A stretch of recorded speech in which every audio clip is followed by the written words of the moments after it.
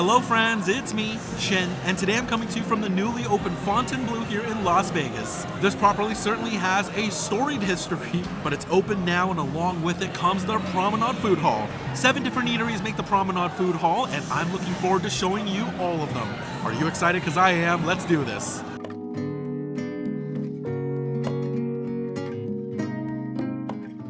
Alright everyone, so here we are seated at the newly opened Promenade Food Hall at the Fontainebleau.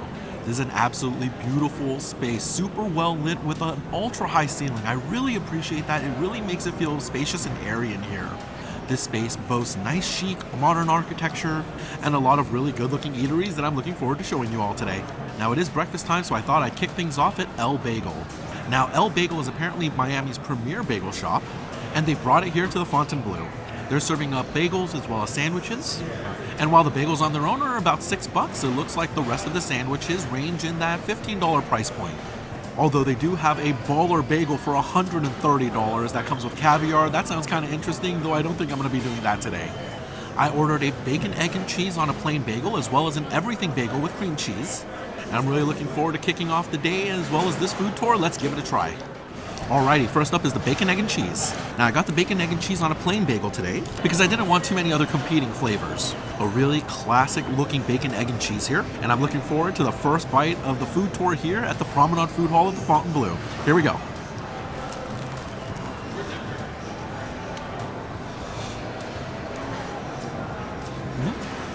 Oh yeah, that's really good.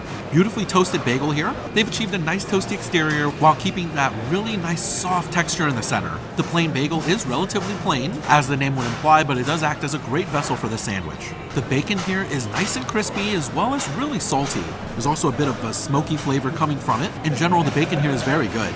The eggs have been cooked to a nice medium hard here, not leaving a ton of yolky drip around, while also providing its nice flavors. The cheese in the sandwich is super satisfying. It's ooey and gooey, melted very well, and while it does impart a nice little bit of cheesy flavor, really the primary source of the savory flavor here is coming from that bacon. Not a bad start to the day, the bagel sandwich is good. Alrighty, next up, the everything bagel with cream cheese. It's a really good looking everything bagel here. Tons of that everything seasoning, and they certainly don't skimp on the cream cheese. This is a nice thick layer of that. Let's give it a shot.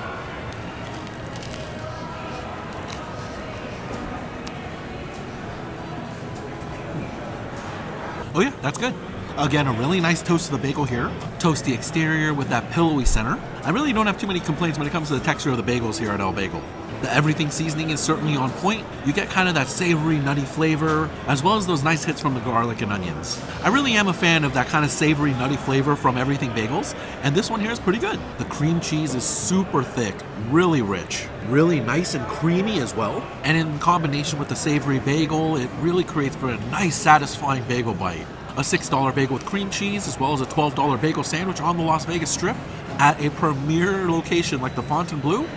Honestly, not bad at all. I'm a fan of this. Alright everyone, I'd say that's a pretty good start to our food tour of the Promenade Food Hall at the Fontainebleau. I'm going to go ahead and continue working on this breakfast. It's a pretty good way to start off the day.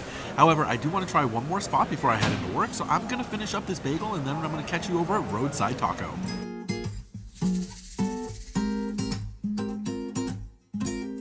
Alright everyone, now I made my way over to Roadside Tacos to try the stall next, and this is obviously a Mexican eatery offering burritos and tacos. Now they do have breakfast burritos kind of ranging in that $10 to $15 price point, and they have a range of tacos around that $7 price point. Now I opted to try 4 of their different tacos today, and each of these orders come with one taco. Now I got the chicken taco as well as the carne asada, I've got a beef birria taco as well as the fried fish taco. This is all looking really good, let's give it a taste. Alrighty, first up we're trying the chicken taco. Beautiful orange color to this, topped with guacamole, onions, and cilantro. This is looking good, let's give it a taste.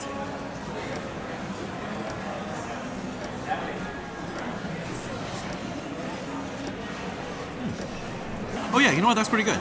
I actually really like the corn tortillas here. They have a good firm texture to them, but still relatively soft on the chew.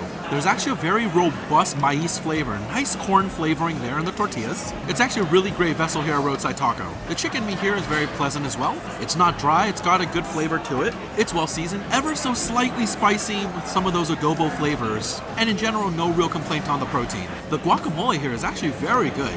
It has a slight kick to it. There's a ton of lemon juice in it, which I absolutely adore. It really brightens up the bite. The cilantro and onions provide a nice bite and freshness toward the end of the bite, and in general, it's quite good. I do like this chicken taco. All right, going from chicken to beef, next up we're doing carne asada. A very similar preparation to the chicken. Looks like that same guacamole as well as onions and cilantro, and that same great golden tortilla. Let's see how this tastes.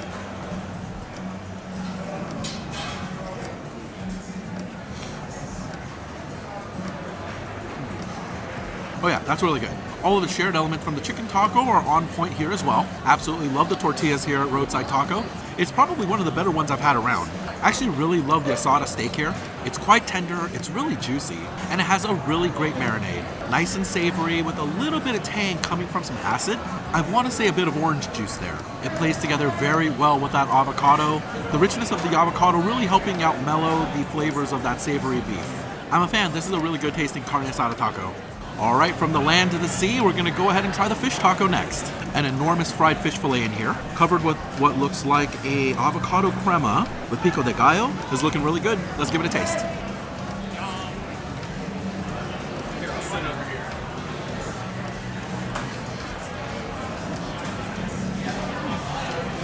And unfortunately, a couple of mixed feelings on this one. Now, they use a flour tortilla on the fish taco, which I actually do like a little bit better here. Because the fish flavor is supposed to be mild, you don't really want that tortilla flavor to take over. The slaw here is nice. It provides a crispy crunch, and these are relatively fresh vegetables as well. Now, what I thought was an avocado crema is actually more of like a jalapeno crema. It's a little bit rich, but it definitely has a nice kick to it. The pico de gallo certainly provides a little bit of freshness here, and really I don't have too many complaints with that. Unfortunately, my biggest issue is with the fish. While the fish itself is moist and flaky, unfortunately the batter is incredibly salty. It's almost like they mix the batter with soy sauce as opposed to water. It's really unfortunate because once the saltiness of the fish take over, you really lose all those other beautiful flavors.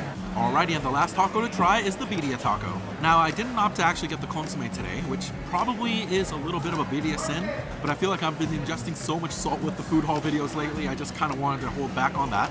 But this looks like the corn tortilla, and it has been fried. Looks really good. Let's give it a taste.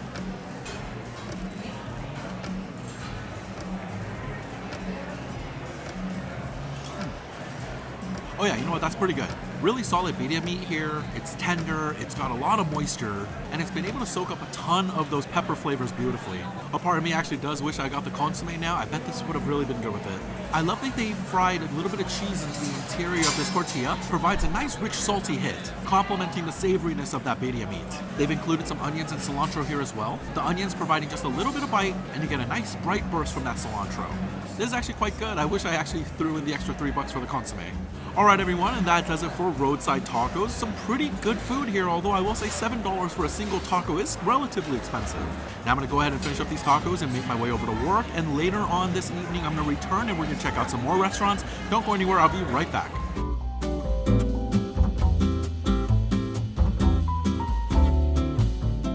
Alright everybody, so I am back here at the Fontainebleau for dinner tonight, and I'm starting off with Barito. Barito is the Japanese offering here at the Promenade Food Hall, and they're serving up classic hand rolls, temaki, as well as bowls and duns. Now the hand rolls range anywhere from that $10 to $15 price point. However, the price is a little misleading because you do have to buy them in sets of 3. That doesn't mean you have to get 3 of a single kind, but you do have to create a full box of 3 hand rolls. So you're really looking at about a $30 price range. Now I happen to go in on one of those Wagyu bowls as well as 3 hand rolls. Definitely in the mood for some good Japanese food. Let's give this a try. Alright, first up, I'm going to try this Wagyu strip bowl. A beautiful bowl here, served alongside a quail egg yolk. And I actually watched them cook this Wagyu strip in front of me. And it wasn't a very long cook time because this is some pretty fatty beef. And first up, let's just try a little bit of the meat on its own. Definitely cooked medium rare here. Let's give this a bite.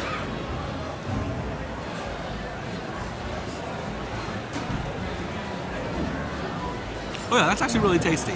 Incredibly tender meat. It's so soft. You do get a little bit of that charred flavor, you get a little bit of the nuttiness from the sesame seeds, and there's a very light sweetness coming from what's like a soy sauce glaze, which also provides just a little bit of salty umami as well. This is a solid start, the beef on top is good. And then next up we're going to go ahead and try the whole bite, get some of the accompanying lettuce as well as that rice, and we give it a taste.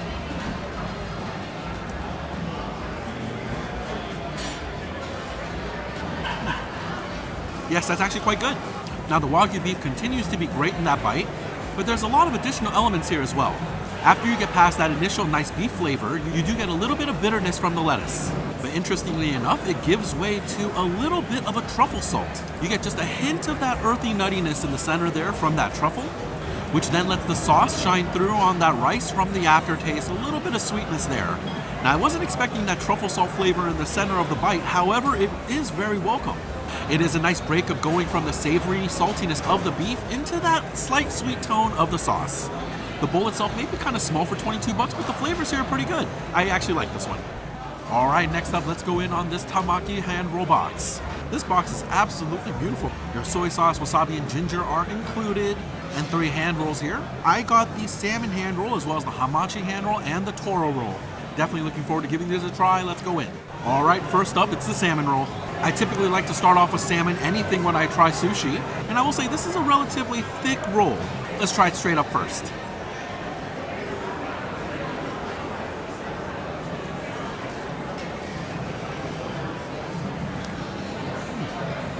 You know what, not bad. Right up front, you get the briny seaweed flavor of the nori. It's solid seaweed, no real issues there. No real issue with the sushi rice. It is firm, not too gummy and wet, and just a tiny touch of vinegar in there to give you some tang. You definitely get the flavors of the avocado next. Just a lot of that rich creaminess you come to appreciate from avocado. And then the bite rounds out with the mild sweet flavors of the salmon. That said, the flavors of that salmon are quite mild, and you only get those flavors on the way out. Let's give it a little dip into the soy sauce. I got some wasabi in there as well. Let's see how this tastes.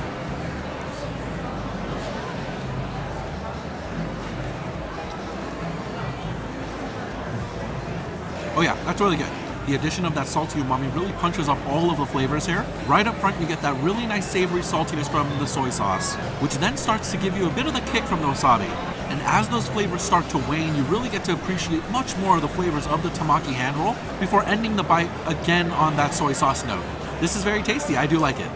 Alrighty, next up is the toro roll. This is fatty tuna, and it is super fatty. There's this oil running down my fingers already just from holding this. We're gonna try it straight up first.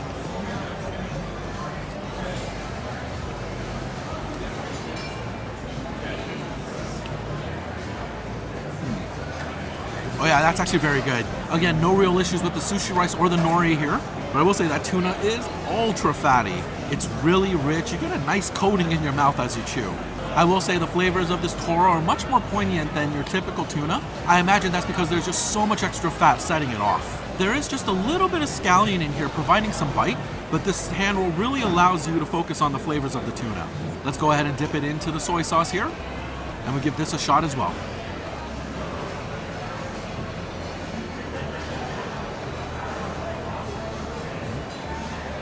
Oh yeah, very tasty.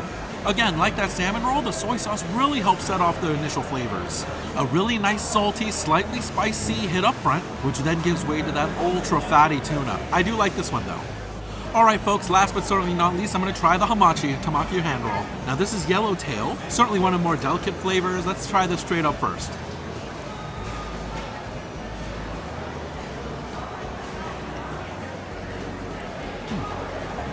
Oh yeah, that's pretty good. As mentioned, hamachi slash yellowtail is a relatively mild fish, so you really need to help amp those flavors. To do so, it looks like they've introduced some ginger into the mix, as well as a little bit of scallions. The bite coming from the ginger and the scallions helps to kind of provide a backboard for that hamachi flavor to bounce off of, allowing you to really appreciate those flavors. It's a pretty good start to the hamachi hand roll. And of course, we do have to try it with the soy sauce. Give it a dip there, and we see how this is.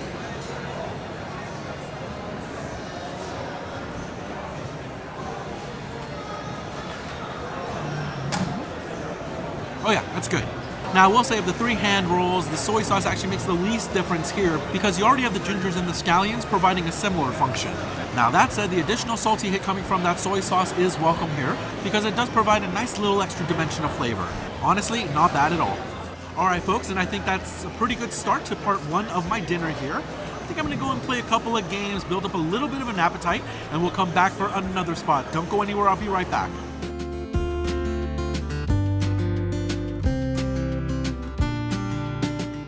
Alright everyone, so I'd say my gambling went okay, but I'm definitely ready for part 2 of my dinner tonight, and I went to Nonas for some sandwiches. Now Nonas is serving up sandwiches and salads, roughly in that $15 to $20 price point. Now I'm definitely looking forward to trying out some of these sandwiches. Let's give it a go. All right, first up, we're trying the lei sandwich. Now, the lei looks something very similar to an Italian sandwich. You've got some ham and what looks like salami in here. And I certainly love a good Italian sandwich. Let's give this a shot.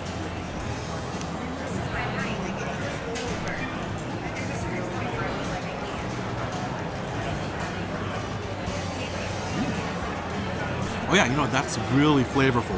Now, a good sandwich needs to start with good bread, and I will say Nonas has that part down really well. It is a super soft brioche roll, however, it does have a nice toast on the outside, having gone through the sandwich press. The bread definitely leans a little bit sweet, but also very buttery. It's good bread. The ham and salami have a really great flavor here, very salty, akin to pepperoni. Meaty and fatty and well seasoned. I would say the meats here are pretty good. The Swiss cheese here provides a nice mild richness, while the roasted peppers provide a nice little sweet hit. There's an olive relish in here, providing a really nice briny saltiness in the middle of the bite, and then the flavors round out with a little bit of pepperiness coming from the arugula. It's salty, a little bit tangy and sweet. I'll say I'm a fan. I actually do like this lei sandwich. Now, they also serve house-made potato chips, which I got an order of. Hopefully these are good. Let's give them a shot.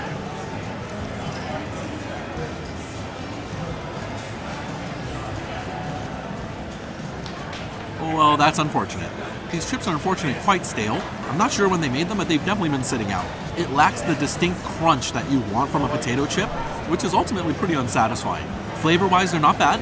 They are well salted, with a decent potato flavor, but it is really unfortunate. I kind of wish these chips were a lot fresher. I really wanted to try them when they're crispy. Now, that was pretty unfortunate with the chips, but I want to try one more sandwich here as well. This is the Shash. This is a glazed salami sandwich. This is looking pretty good. Let's give it a shot.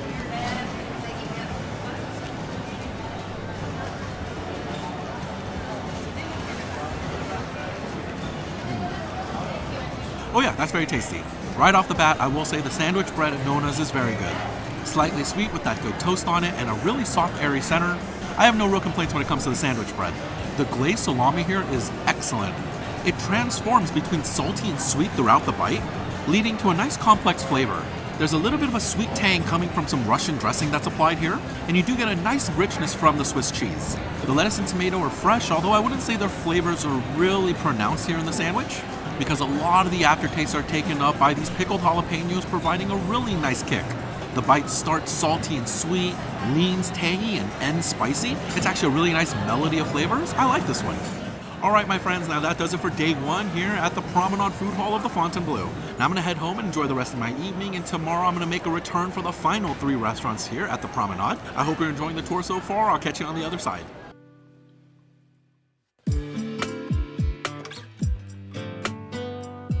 All right, my friends, I am back this morning at the Fontainebleau. It's 6 a.m. and I'm here to try out The Break.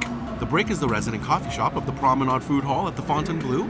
Now, I must say I'm quite tired after a pretty full day yesterday as well as an early morning today, so a coffee does sound really welcome.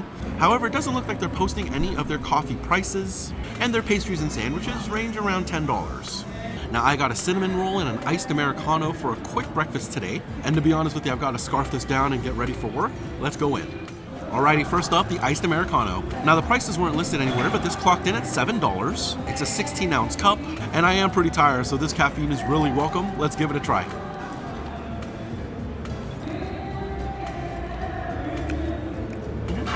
You know, that's a pretty nice Americano right there. A nice, deep, bold flavor there, with the right kind of bitter, and a pretty smooth finish. I can actually feel the caffeine waking me up already, and this is good. I like the Americano. Alright, next up, let's try this cinnamon roll. Originally when I ordered this, I thought it was an apple fritter, and I love apple fritters, but I certainly do like my cinnamon rolls as well. And this cinnamon roll does have a nice look to it. Let's give it a try.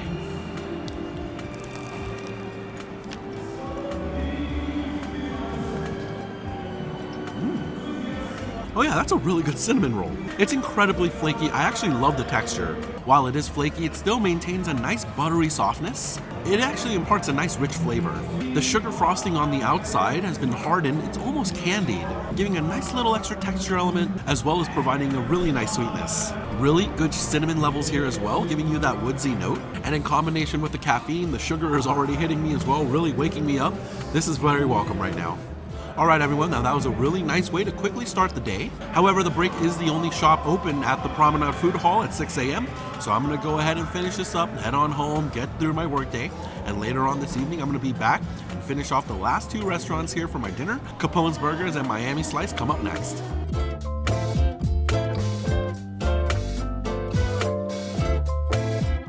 Alright my friends, I am back for the final two restaurants here at the Promenade Food Hall of the Fontainebleau, and I'm starting off at Capone Burger.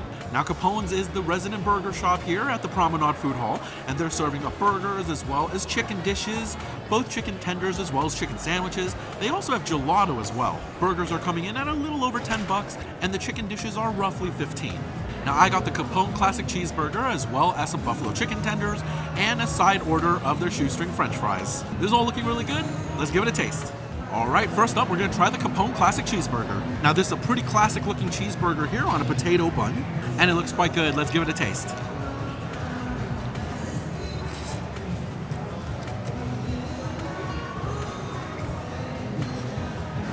Oh yeah, that burger is fantastic.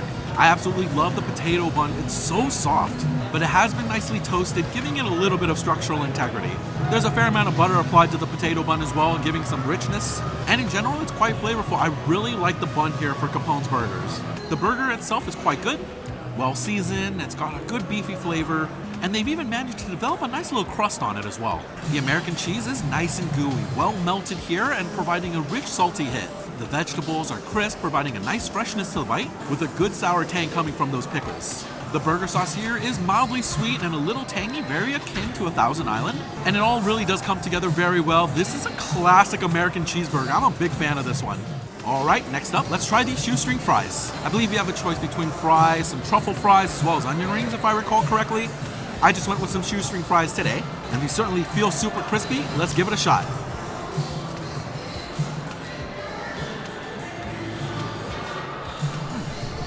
Yeah, you know what, not bad. They're super crispy, which is typically the advantage of a shoestring fry. Because of the thin cut, you're really able to develop that crisp. Unfortunately, it doesn't leave a lot of room for texture on the inside, which overall kind of makes this more like a potato chip. There is some good potato flavor here, although I would say it's a tad under seasoned, but honestly a pretty straightforward shoestring fry here, no serious complaints.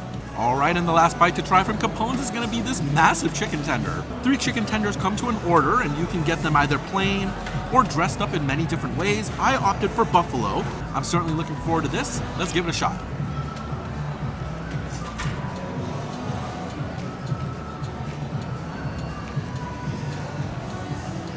Yeah, you know, that's a really good chicken tender right there.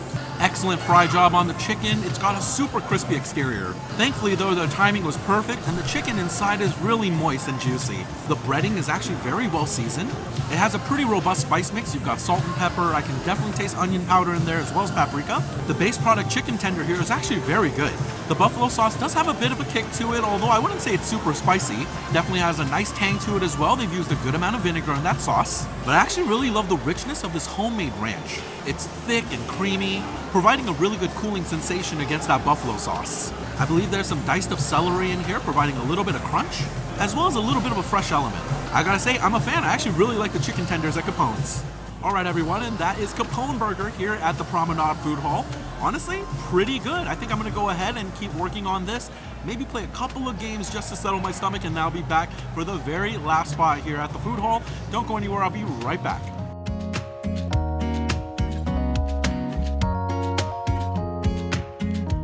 Alright my friends, I'm here for the final spot of the Promenade Food Hall at the Fontainebleau, and it's Miami Slice. Miami Slice is the resident pizza shop here at the Fontainebleau Food Hall.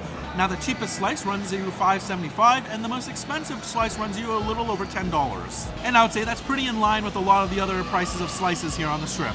I didn't see a ton of pizzas made just for slices, and the one that I got was piping hot out of the oven, so I'm really looking forward to this. Let me give you a view of what I got. Now I got 2 slices today. One is the standard margarita pizza as well as the pepperoni, and both of these are looking really good. Let's give them a taste. Alright, first up, the margarita slice. I actually love that they give you a ton of basil that you can actually break up and spread yourself, so I've got a nice little distribution here. Looking forward to this. Let's give it a taste.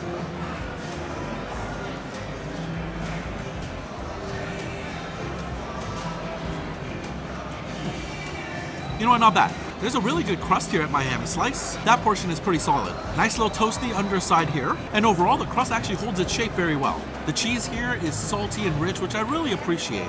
They're dusting real Parmigiano Reggiano on all of their slices, so it produces a super rich salty flavor. The basil certainly provide their nice floral hit, which is a pretty critical element when it comes to margarita pizza. I will say I'm not a huge fan of the sauce on the pizza, unfortunately. It's very sweet. Now from what I saw, I believe they use a raw sauce, meaning it's a tomato sauce that hasn't been cooked, and it's only being cooked in the oven along with the pizza. It's not my personal favorite application, but I do know raw sauce on pizza is definitely a thing. If you're a fan of a sweeter sauce, this is definitely the pizza for you. Alright my friends, and the final bite of food I'm going to be trying at the Promenade Food Hall at the Fontainebleau is the pepperoni pizza. Now I will say, the pepperoni distribution on this slice is immaculate. Super evenly distributed. I actually really appreciate that. Let's see how the pepperoni changes things up.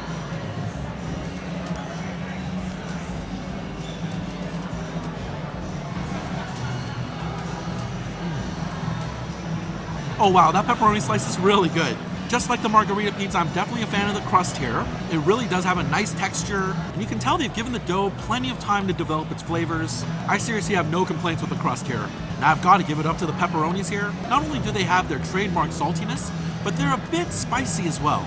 Just a little bit of kick coming from those pepperonis is really helping balance out the sweetness of the sauce. But even better than that, they've applied a hot honey on this slice as well. A beautiful spicy sweetness coming from that hot honey is really helping to accentuate the spicy saltiness of the pepperonis. Also really masking a lot of the sweetness coming from the sauce. I gotta say, this is quite good. I'm a big fan of the pepperoni slice. Alright everyone, and that does it for my tour here of the Promenade Food Hall of the Fontainebleau. 7 different eateries, all providing something a little bit unique. And while there were a handful of misses, I'd say overall the quality of the food here is pretty good. I think my favorite was the food at Capone's. The Capone cheeseburger actually has such a classic flavor profile, it's really satisfying to eat. The chicken tenders were also very good, well seasoned and big chunks of chicken there. I actually really like that dish as well. If you're staying at the Fontainebleau, I think you've got a pretty solid food hall up here. Now everybody, this is the most budget-friendly option here at the Fontainebleau. Next week I'm going to be exploring the most expensive over at Poppy Steak. It's their premier steakhouse and I cannot wait to show it all to you. Now that does it for this video. Thank you so much for watching. I hope you have a great week and I'll catch you next Saturday. Bye!